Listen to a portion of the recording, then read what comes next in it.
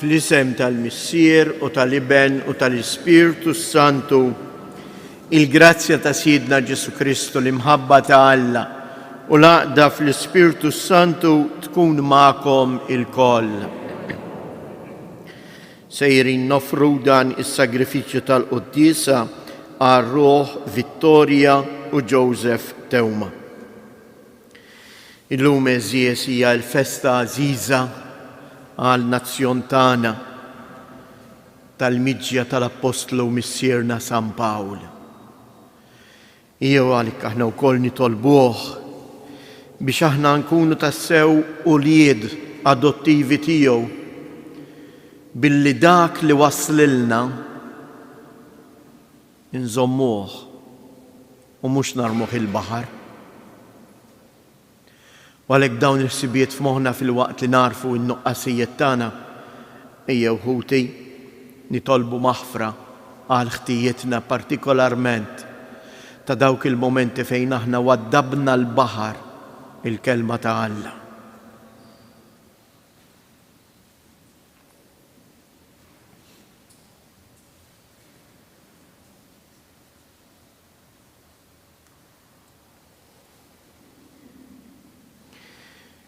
Mulej, int li l-providenza tijek waslet l-Apostlu Missierna San Pawl, mulej ħniena. Kristu Ġesu li ġejt imwassal u imħabbar lilna bil-miġja tal-Apostlu Pawlu, Kristu ħniena. Mulej, bil-qawwa tal-Ispirtu, inti tmexxina fuq il-kelma tijek. Iżda aħna mhux dejjem imxejna fuqha. Kristu ħniena. Iħenna lina Alla li jista' kollox jaħfrilna dnubietna u jwassalna għal ħajja ta' dejjem. Glorja lill-Alla fil-għoli ta' smewiet u paċi fl-art lill-bnedmin ta' rida tajba. Infaħruk, imberkuk, nadurrawk, natuk ġieħ. Irroddulek ħajra l-glorja kbira tijek. Mulej Alla Sultan tas-sema, Alla Missier li tista' kollox. Mulej Iben waħdini Ġesu Kristu. Mulej Alla ħarruf talla bin il-Missier. Int li tneħħi dnubiet tad-dinja ħenna lina. Int li tneħħi dnubiet tad-dinja ilqa' it-talb tagħna.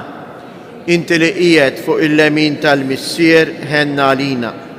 Għaliex inti waħdek qaddis, inti waħdek mulej, inti waħdek il-għoli Ġesu Kristu ma l-Ispirtu Santu fil-glorja tal-Missier Alla. Amen. Nitolbu. O Alla, fil-providenza tijek tal-aġeb, inti joġbok li l-Apostlu Missierna San Pawl jara l-arqa biex jiġi fostna u jxandrilna il-fidi. Bil-ħrara kollha nitolbuk, għamel li nibqgħu dejjem inroddulek ħajr għad ħabbrik u l-imħabba li huwa wera magħna u li jinżommu sħiħ bla mittifes it-tagħlim li huwa tagħna bil-kelma u bl-eżempji tiegħu. Bibnek Ġesu Kristu Sidna li huwa Alla u li miegħek jgħix u jsaltan flimkien mal-Ispirtu Santu għal dejjem ta' dejjem.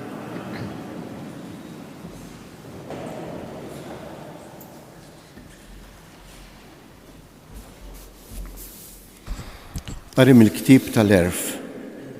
Missier, il-providenza tiegħek tmexxih għax inti ftaħt triq fil-baħar ukoll u modija bla periklu qalb l-imwieġ. Hekk turi li inti tista' teħles minn kull tiġrif biex ukoll min ma jifhimx jista' jbaħħar. Inti ma tridx li l-emil l-erf tiegħek ikun għal xejn, għalhekk il-bnedmin jafdaw ħajjithom fuq għawda dajfa u jaqsmu qawwijin u sħaħ imwieġ kbar fuq ċattra. Hekk ukoll meta kienu qegħdin jinqerdu l-ġganti l-kbar fuq dajsa, skansati t-tama tad-dinja u tmexxija minn idek. Ħalliet lid-dinja żerrija ta' nisel ġdid, imbirka l-għewda li biha isir il-ġid. Il-kelma tal-mulej. Salm responsorjali ħajroddu ħajr lill-mulejja l-tjubitu. ħajroddu ħajr lill-mulejja l-tjubitu għall-leġubijiet tiegħu mal-bnedmin u joffrulu sagrifiċċju ta' ratti l-ħajr u jxandru l-emejjel tiegħu bana ferriħi. ħajroddu dawk li jbaħru fuq l-iċfna u jinnegozjaw fuq l-ibħra bla tarf raw l-opri tal-mulej u l-leġubijiet tiegħu fqiegħ il-baħar. ħajroddu u jordna u qajjem rifnu u anqal l-imwieġ il-baħar u lew sa smewiet u niżlu saqih il-baħar qalbhom bdiet ferfer bil-biża'. ħajroddu bdew jitbandlu u jixxenglu bħal nies fis-sakra u s-sena tagħhom xejn ma switilhom. Għajtu lill-mulej fil-hemm tagħhom u mid-dwejjaq tagħhom ħelishom u biddel ir-rifnu f'żiffa u sikket mewġ il-baħar.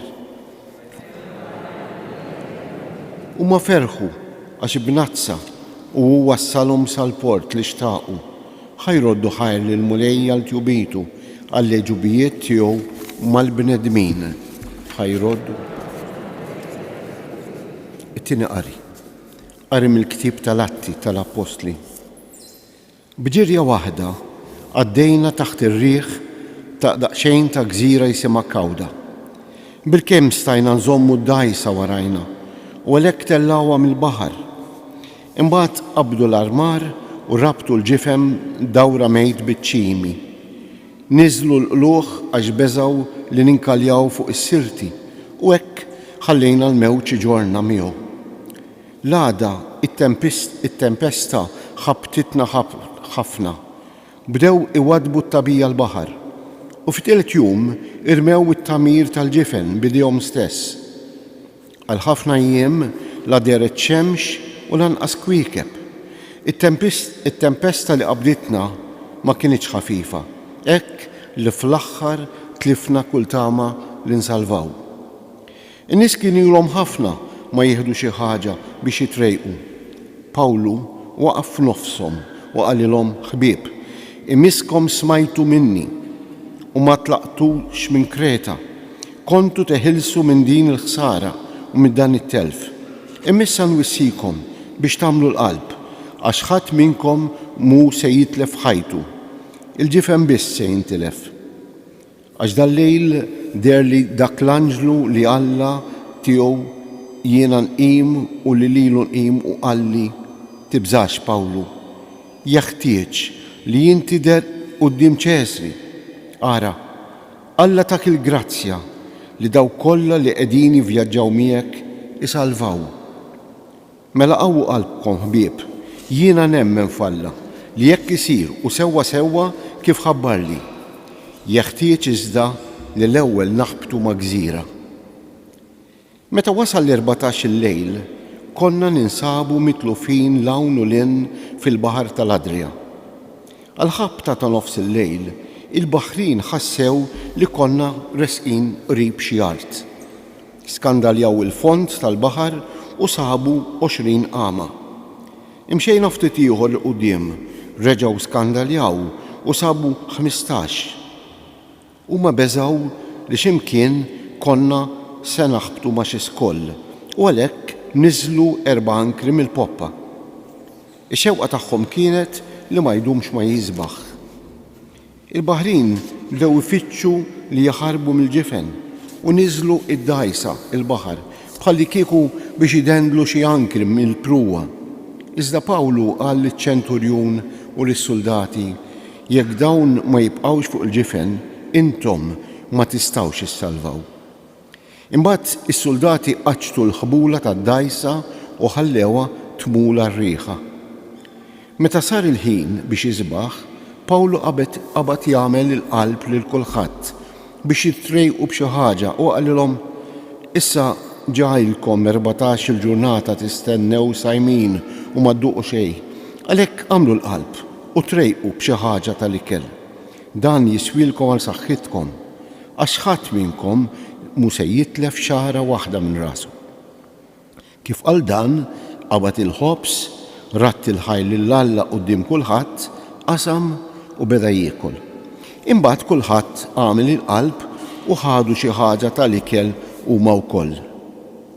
Konna b'kollox 276 ruħ fuq il-ġifen. Wara li xebgħu bdew iħeffu l-ġifen u jwadbu il-qamħ il-baħar. X'kien imbagħad sebaħ l-art marfuwiex, lemħu biż-żbajja biex tajta fiha u qatawha li jekk jista' jkun jitfgħu il-ġifen fuqha. Irħew l-ankri u telquhom il-baħar u ħallew ukoll irbit ta' tmun. Imbagħad tellaw il-qala żgħira ta' quddiem ar-riħ u rħewla lejn ix-xtajta.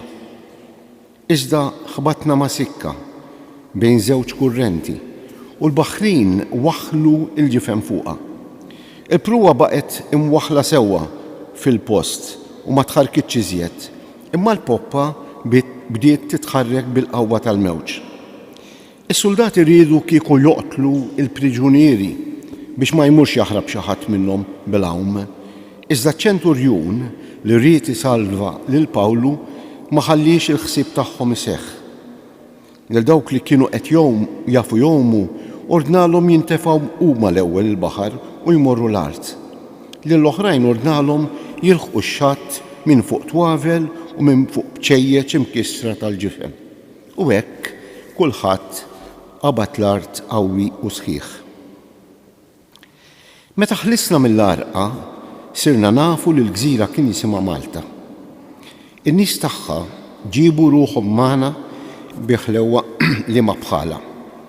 Laqgħuna tajjeb lilna l-koll u qabdulna ħuġġieġa għax kienet bitnieżla x-xita u kien il-bart.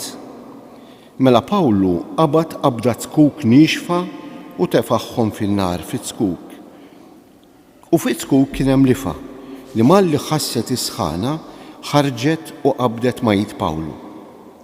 In-nies tal-gżira kif raw il-lifa mdendla majdu bdew jgħidu wieħed lill-ieħor dan ir-raġel żgur xi qattil għax għad li ħelisa mill-baħar il-ġustizzja ma ħellitux jgħix. Imma huwa farfar il-lifa ġon-nar u ma ġralu xejn. Huma stennew li jarawh jintefaħ jew jaqgħu imut f'daqqa. Wara l-damu jistennew ħafna u raw li ma ġralu ebda deni bidlu ħsieb tagħhom u bdew jgħidu li kien xi Alla. F'dawk l-inħawi kien hemm loqsma tal-prinċep tal-gżira li kien jismu Publiju. Dan laqana u bil-qalb kollha żamna għandu 3 ijiem. Missier Publiju inserta mixħut marid bid-deni u bid-diżinterija. Pawlu daħal ħdejh, għamel talba, qiegħed idejh fuqu u fejqu. Wara dan imbagħad bdew ukoll jersqu għandu l-morda l-oħra tal-gżira u fejjaqhom. Wrewna ġieħ kbir u meta ġejna biex nitilqu qabbew il-ġifen b'kull ma konna ninħtieġu. Il-kelma tal-mulej.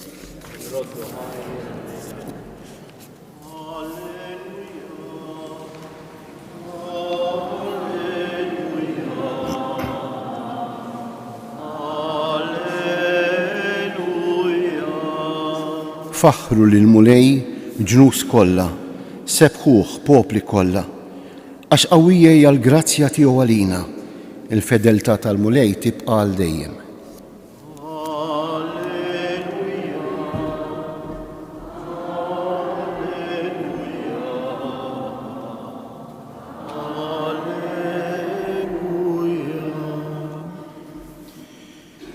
Il-mulej ma'kom. Qari mill-Evanġelju skont San Mark. F'dak iż-żmien Ġesu qal lil-11: Morru fid-dinja kollha x'andru l-Evanġelju lil-ħolqien kollu. Min jemmen u jitgħammed isalva, iżda min ma jemminx ikun ikkundannat. U dawn huma s-sinjali li jissieħbu lil dawk li jemmnu. Fismi jkeċċu xjate, jitkellmu bil-sna ġodda, jaqbdu srieq bidejhom u jekk jixorbu xi xorb li jġib il-mewt ma jagħmlilhomx ħsara. Iqegħdu idejhom fuq il-morda u dawn ifiqu. U għalhekk il-mulej Ġesu wara li kellimhom kien imtella fis-sema u qagħad in-naħa tal-lemin ta' Alla. Huma imbagħad marru jippritkaw kullimkien. Il-mulej kien jaħdem magħhom u jwettaq il-kelma bil-mirakli li kienu jsiru magħha. Il-kelma tal-mulej.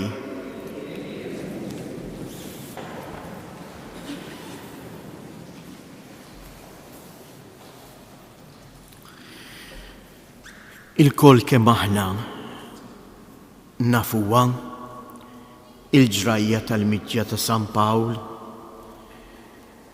propju għadna kemm smajnija mill-ġdejt fit-tieni qari meħud mill-Atti tal-Apostli miktub minn San Luqa li kien anke ma' Pawlu. Ma din eżies mhijiex ġrajja li seħħet 2000 sena ilu. Din hija l-istorja tiegħi llum u tiegħek li għadha jseħħ, li għadha tiġri. U għalhekk dan ir-rakkont irridu naqrawh bl-għajnejn tal-fidi tagħna għalina.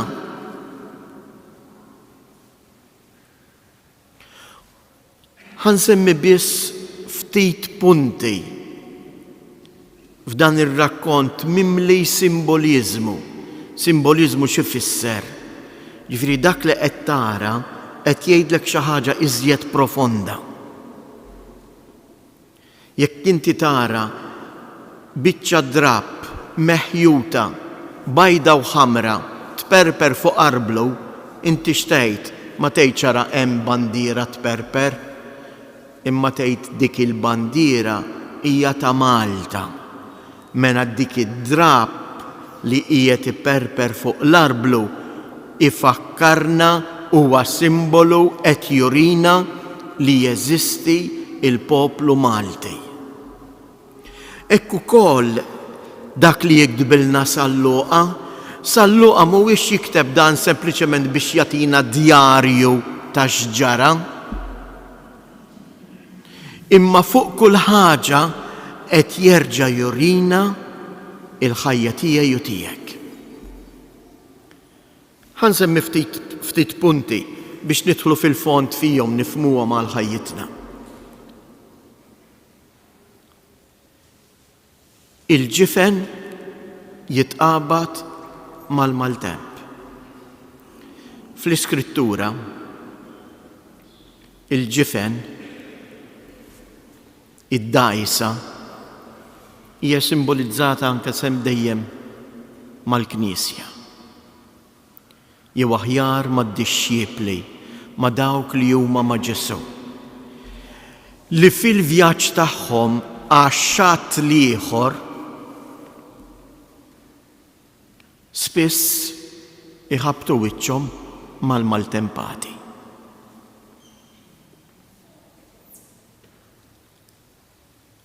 Jiena u int ilqajna l-fidej ta' Kristu, il-koll nissejħu li aħna nsara, il-koll qegħdin kif jgħid anke il-qaw Malti f'dgħajsa waħda, u l-koll kemm aħna qegħdin fi vjaġġ lejn ix-xatt ieħor. Ix-xatt ieħor x'inhu? Ix-xatt ieħor mhuwa xejn għajr, il-koll kemm aħna qegħdin fi vjaġġ lejn is-sema pajjiżna, fejn Kristu lesta l-post għalija u għalik għax aħna tiegħu. Għax aħna bil-magħmudija tagħna ġejna mmarkati f'ismu. Kemm hi xi ħaġa sabiħa. Imma x'jiġri jeżies? Li f'dan il-vjaġġ tal-ħajja il-koll kemm aħna inħabtu wiċċna ma' tempesti. Daqqa jkunu tempesti żgħar, daqqa jkunu tempesti kbar li noddu ruħna li sejrin nintilfu. Tiftakruh il-ġrajja tal-Apostli meta kienu ma' Kristu fuq id-dgħajsa, mhux l-istess ġralhom, imbagħad iqumu qajmu lil Kristu jgħidulhom, jgħidulu Inti riqet ma tibżax li ħana nintilfu. San Pawl, l-istess, dan ir-rakkont huwa mibni propju fuq din il-ġrajja. X'inhu dak imma li salva lil San Pawl u lil dawk kollha li kienu miegħu. Min kien fuq id-dajsa ma kienux biss. Anzi, forsi San Pawlu selluqa u xi ftit oħra li kienu jemmnu fi Kristu, imma l-maġġoranza kienu anke nies pagani, is-soldati Rumani, nies tal-merkanzija. Imma kollha salvaw. U waqt dan il-vjaġġ, San Pawl jirripeti kelma ta' spiss. U jgħidilhom waqt din il-maltempata: inwissikom biex tagħmlu il-qalb. Ħadd minnkom mhu se jitlef ħajtu. U jkompli, żewġ versi wara: mela qawwu qalbkom ħbieb, jien nemmen falla, hekk isir.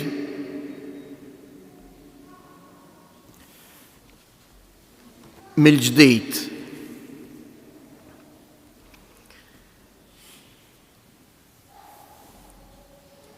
għamlu l-qalb u kielu.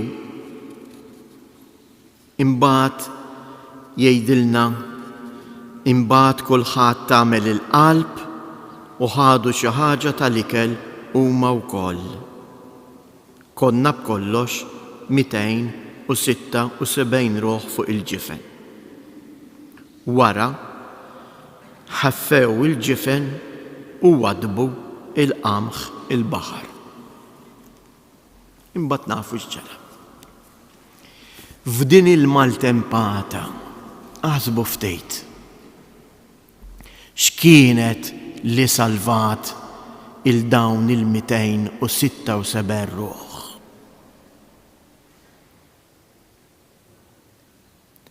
Il-fidi ta' Pawlu.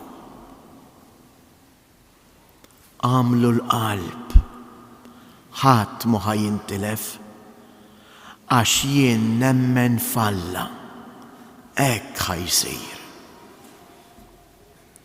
U dawn in-nies jilqgħu diġà minn fuq il-ġifen il-kelma ta' Pawlu u jemmnu falla ta' Pawlu.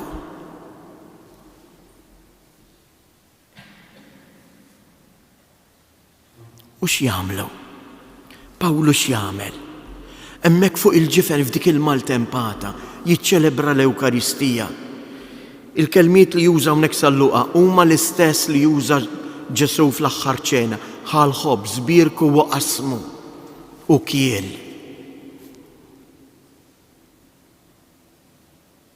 Mela x'inhu dak li lili u lilek eżjes jista' jsalvani minn din il-maltempata jew aħjar li ma għandhom ikunu iċ-ċertezzi li jien fil-maltemp minix se nereq, ħajkun kbir il-mewġ, forse ħanaraħ ikisser, imma mhux se jarraqni.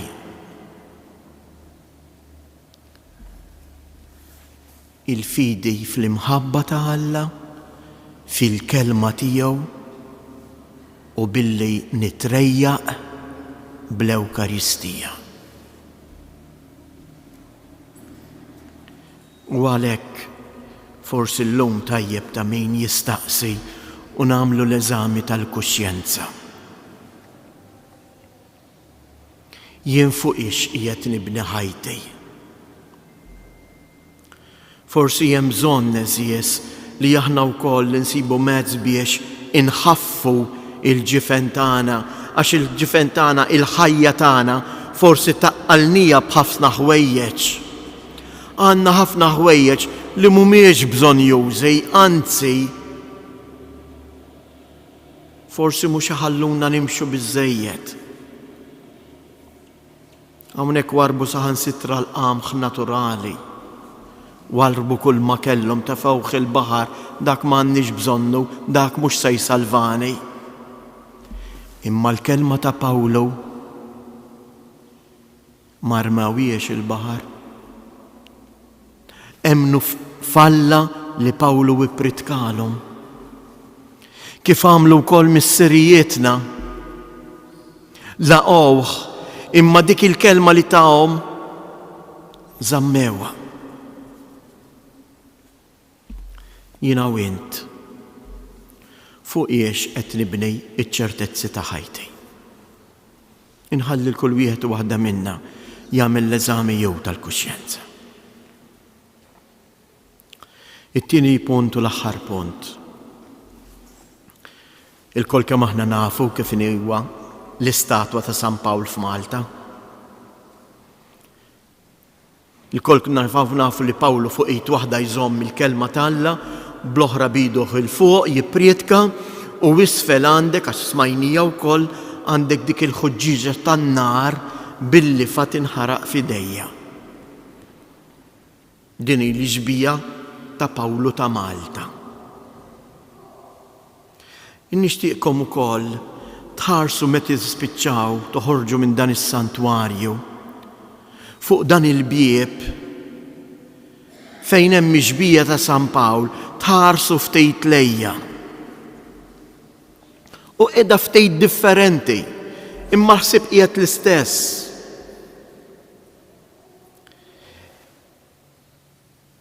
F'dan il-bieb tal-ġenb fil-mużajk li hemm fuq, San Pawl bidu waħda qiegħed jindikalna, jurina il-bieb prinċipali tal-Knisja. Qiegħed jistiden lili u lilek biex nidħol hawn ġew, sabiex hawn ġew jiena nirċievi il-kelma tal-Alla li tixxandarli. U għalhekk San Pawl fidu l-oħra qiegħed iżomm il-ktieb tal-Evanġelju. Però interessanti, Rupnik meta għamel dak il-mużajk, is-serpent il-lifa ma miliex fin-nar, imma għamilha fil-mument li jgħidilna hawnhekk l-Atti tal-Apostli, fil-mument meta tigdem ejt Pawlu. U qiegħda tigdem lejt li Pawlu qiegħed iħaddan il-Vanġelu. Arawha meta toħorġu. Għaliex tafu x'inhu l-periklu llum? L-ewwel qabel kollox il-serp il-lifa fil-Vanġeli, fl-Iskrittura huwa magħruf bħala il-qarrieq. Il-qarrieq dak li jxandar il-kelma li mhijiex vera. Pawlu għandu fidu il-kelma vera, il-kelma ta' Ġesu. Imma il-qarrieq qed jipprova jikdem dik lejt biex forsi dik lejt flok tfarfar lilu, tfarfar il-kelma ta' Alla. Imma Pawlu din ma jagħmilhiex. Pawlu jfarfar il-lifa fin-nar, jaħraq il-qerq. Anke jiena u jien eżies, dejn tiġrielna bħalma ġrat lil Pawlu. Ħafna drabi fil-ħajja tagħna din il-kelma li aħna nisimgħu hawnhekk ta' Ġesu, x'ħin noħroġ hemm barra. Jista' jkun hemm ħafna sriep li jippruvaw jikdmuni biex iġaluni infarfar il-kelma tal-Alla u nwaddaba mal-art. Dan hu il-velenu tal-qerq eżies. Jew nitolbuh il-San Pawl biex aħna nibnu il-ħajja tagħna fuq il-prinċipji mhux ta' idijat moderni, ta' filosofiji moderni, imma fuq il-valuri tal-kelma tal-Evanġelju. Għax hija l-kelma ta' Alla li lili u lilek is-salvani. Kun infaħħar Ġesu Kristu.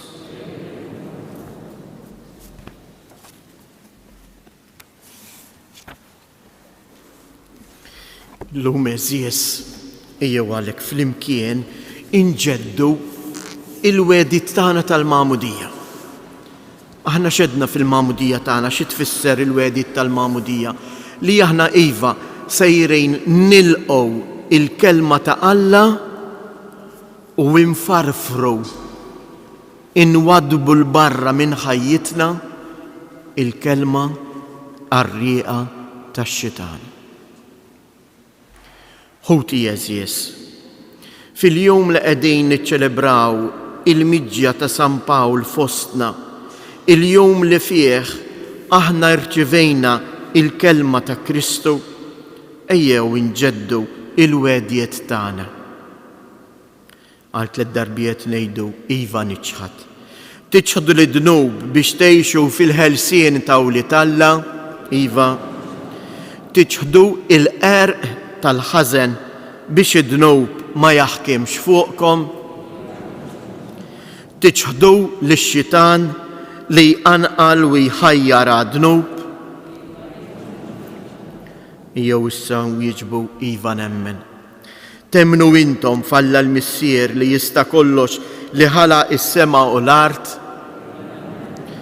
Temnu f'Ġesu Kristu ibnu l-waħdieni u Siedna li twilet minn Marija Verġni, bata u miet u difnuh, qam minn bejn l-imwiet u qiegħed fil-lemin tal-Missier. Temnu fl-Ispirtu Santu fil-Knisja Mqazza Kattolika, fix-xirka tal-Qaddisejn, fil-maħfra ta' dnubiet, fil-qawma mill-imwiet u l-ħajja ta' dej. Alla li jista' kollox, Missier Siedna Ġesu Kristu, li nissilna mill-ġdid bl-ilma u bl-Ispirtu Santu u tagħna wkoll il-maħfra ta' dnubietna, iħarisna bil-grazzja tiegħu fi Kristu Ġesu Siedna għal ħajja ta' dejjem. Sa waqt li ngħaddi r-rox fuqkom l-ilma imbierek li huwa l-ilma tal-Magħmudija, il-kol kemm aħna innagħmlu is-sinjal tas-salib b'turija li aħna iva qed naċċettaw li nibnu ħajjitna fuq il-kelma ta' Ġesu.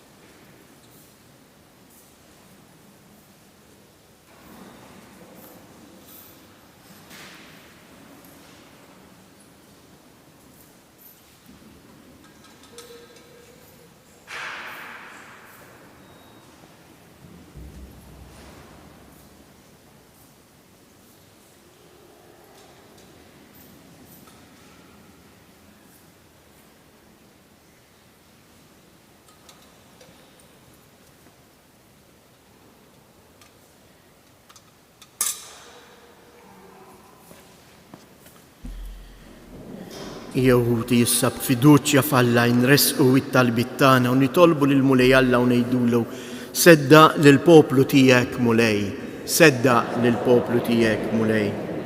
Għall-Knisja ta' Kristu li tinsab f'Malta u f'Għawdex, għar-rajja spiritwali tagħha u għall-poplu Nisrani kollu sabiex jgħix f'dawn il-gżejjer il-valuri ta' Kristu, il-valuri tal-Evanġelju, nitolbu.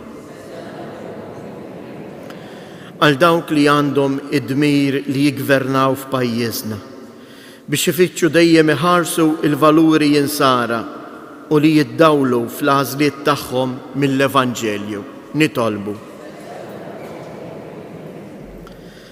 Għal missjonarji Maltin u Għawċejn biex ikomplu il-ħidma ta' evanġelizzazzjoni mibdija mill-Apostlu Missierna San Pawl kull fejn jinsabu fid-dinja kollha, nitolbu.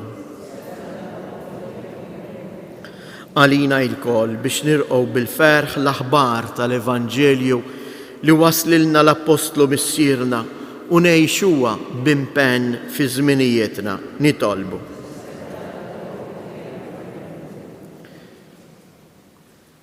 Mulej Alla tagħna, Inti ried li l-Apostlu San Pawl iwaslilna d-dawl tal-kelma tiegħek. Għatina li nitqawwew bid-don tal-fidi u nħossuna responsabbli li ngħadduha lil dawk ta' warajna biex Kristu ikun f'kollox u f'kulħadd. Int li jgħix fis-Saltan għal dejjem ta' dejjem.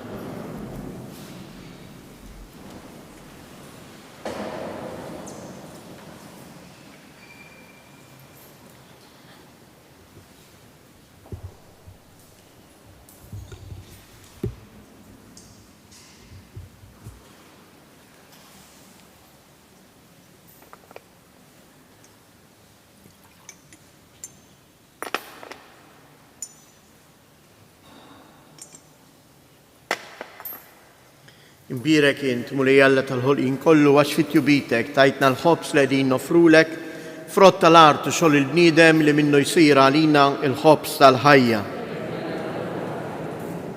Imbirek int Mulej Alla tal-ħolqien kollu għax fit-tjubitek tajtna l-inbit li qegħdin nofrulek frott id-dili għaw xogħol il-bniedem li minnu jsir għalina ix-xorb tar-Ruħ.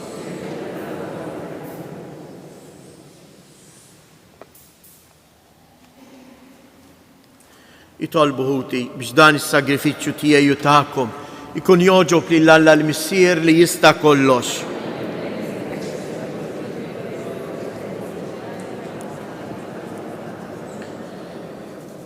Ilqa' Mulej l-offerta li qegħdin nagħmlulek bratta ħajr għal bosta u bosta ġejt li jint fawwart fuqna bil-miġja tal-Apostlu Missierna San Pawl f'din il-gżira u għamel li naqdu dejjem lil kobor tiegħek b'qalb u b'kull ħajr bi Kristu Siedna.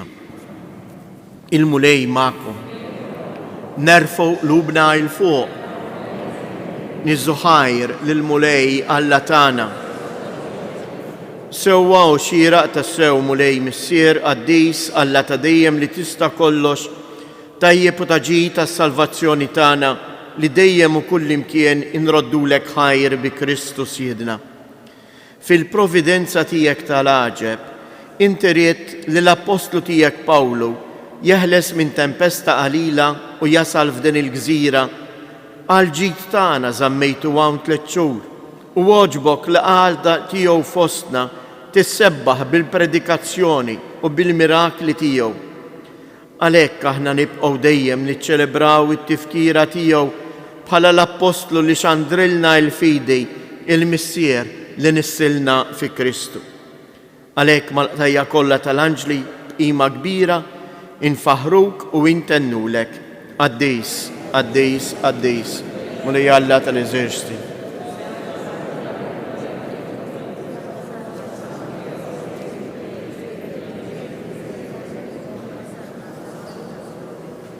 Qaddis tas-sew int Mulej, inti lajn ta' kull qdusija.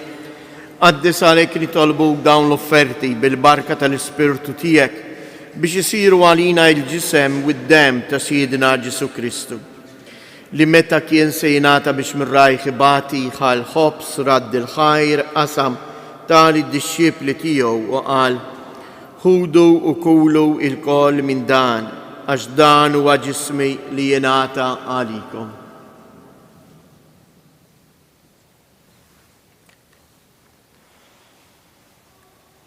Ekku kol wara li klaħal kalċi reġarad il-ħajr tal id-dixxiepli tiegħu u qal: ħudu u jxorbu minnu il-koll għax dan huwa il-kalċi ta' demmi tal-patt il-ġdid li jibqa' dejjem.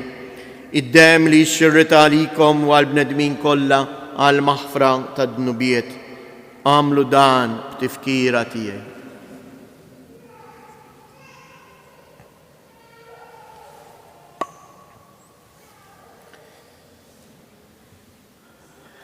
Danu il-misteru tal-fidi.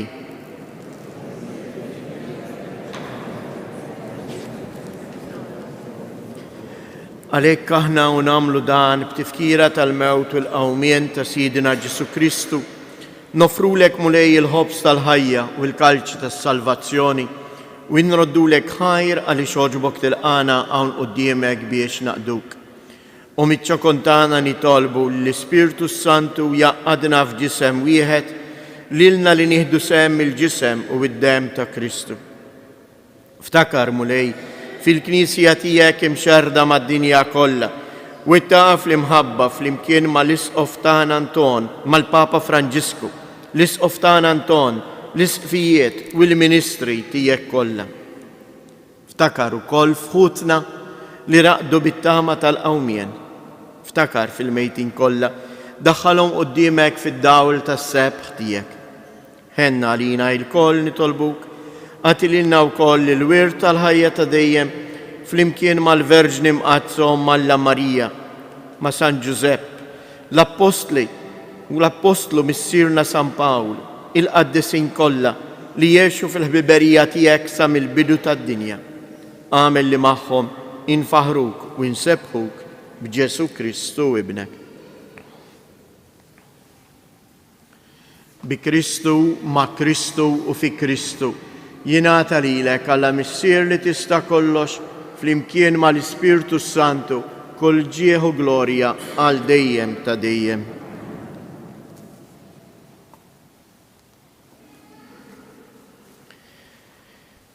Ejjew nitolbu u nirrikonoxxu lill-Alla mhux biss bħala l-ħallieq tagħna, iżda bħala l-missier tagħna. U għalhekk nitolbu u ngħidu: missierna li inti fis-smawiet jitqaddis ismek, tiġi saltnatek, ikun li trid int kif is-sema hekk fl-art. Ħobżna ta' kuljum atina llum, aħfrilna dnubietna bħalma naħfru l-minuħati għalina u la ddaħħalniex fit-tiġrib iżda eħlisna mid-deni. Eħlisna nitolbuk mulej minn kull deni, atina fit-tieba u l-ħnina tiegħek il-paċi fi żmienna biex inkunu ħielsa dejjem midnub u imħarsa minn kull inkwiet, aħna u nistennew u nittamaw ilena u l-miġja tas-Salvatur tagħna Ġesu Kristu. Mulej Ġesu Kristu li qed lill-Apostli tiegħek inħallilkom isliem nagħtikom isliem tiegħi, la tħares lejn dnubietna, iżda ħares lejn il-fidi tal-Knisja tiegħek, għatija sliem u laqda li jien trid fija, int li tgħix wis-saltan għal dejjem ta' dejjem. Il-paċi tal-mulej tkun dejjem magħkom, għatu l-paċi lil xulxin.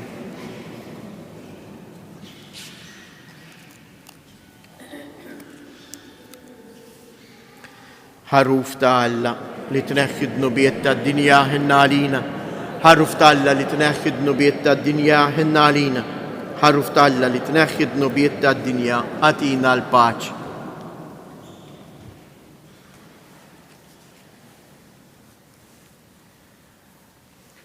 Danu il-ħaruf ta' Alla, danu li jneħħi d-nubiet tad-dinja, ħen dawk li huma mistiedna għall-ikla tal-ħaruf.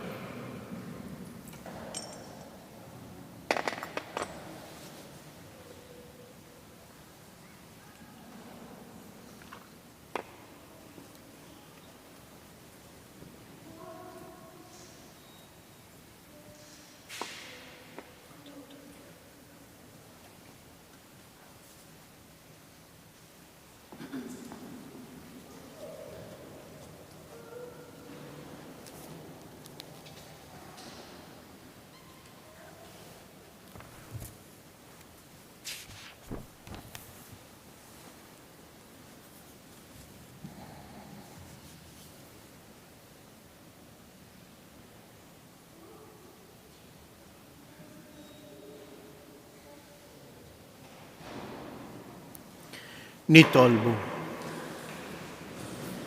U Alla li tista' kollox, Int ta' kull sena tferraħna bit-tifkira tal-miġja tal-Apostlu missierna San Pawl fostna. Għal-merti tiegħu għatina li bitqarbina imqazza li jagħmilna nibqgħu sħaħ fil-fidi li huwa ġabilna u nitqawwew biex nagħmlu kull ma huwa tajjeb bi Kristus Siedna. Il-mulej magħkom. Iberikkom Alla li jista' kollox il-Missier, l-Iben u l-Ispirtu Santu.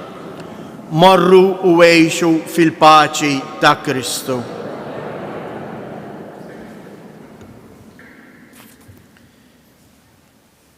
Kantaw fl-imkien l-innu Malti bħala talba lill-Alla biex iħares il-pajjiżna. Nil di l-art helwa, l-om li tatna jisima, ħares mulej kif dejjem intħarit.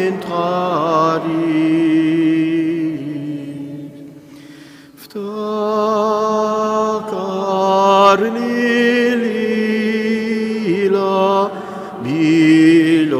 bilola dawli bist.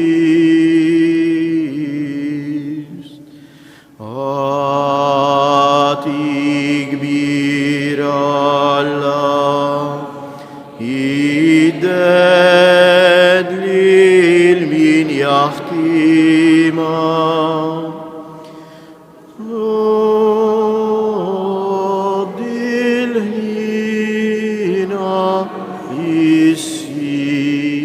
Tissaħħal il-ħaddim, sedda il-aqda fil-Maltin u isli. Il-festa tajba lil kulħadd.